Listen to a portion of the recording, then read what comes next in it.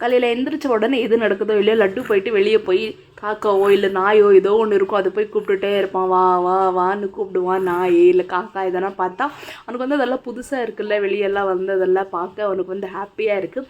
So வந்து கொஞ்சம் நேரம் வந்து அவனை வந்து வெளியே காமிச்சிட்டு எல்லாமே அப்புறம் வந்து வீட்டு வேலை எல்லாம் வந்து செய்ய ஸ்டார்ட் பண்ணிட்டேன்.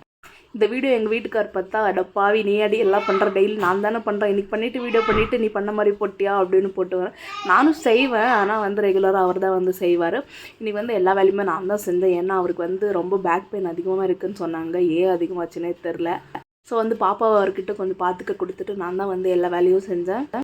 சாமான் வந்து டெய்லி அவர் தான் வந்து மார்னிங் வந்து அவர் தான் வந்து வாஷ் பண்ணி வைப்பார். இன்றைக்கி வந்து செம்ம இடுப்பு வலி, என்னால் செய்ய முடியலாமோன்னு சொன்னார். சரி இன்னும் வந்து சரி நான் சமைக்கிறேன் அப்படின்னு எல்லாமே நானே செஞ்சதுனால சரி சாப்பாடு எல்லா வேலை செஞ்சதில்ல, நான் வந்து உனக்கு சாப்பாடு வெளியிருந்து வாங்கிட்டு வந்துடுறேன் அப்படின்ட்டு வெளியேருந்து இட்லி அப்புறமா பலாவ் ரெண்டுமே வாங்கிட்டு வந்துட்டார் பாப்பாங்களுக்கும் எனக்கும். ஸோ வந்து இவ்வளோலாம் செஞ்சதுக்கு வந்து பிரேக்ஃபாஸ்ட் வேலை வந்து முடிந்தது. நான் வந்து சிவனேன்னு வந்து துணி போட்டுட்டு இருக்க, வந்துட்டு மேலே தொட மேலே வந்து படுத்துன்னு இருக்கிறாங்க. இடுப்பு வலி அப்படின்ட்டு படுத்து உட்காந்து இந்த ஊர் அப்படியே வந்து படுத்துனுக்குறாங்க. என்னது இடுப்பு வலி ஜாஸ்தி ஆச்சுன்னே தெரில.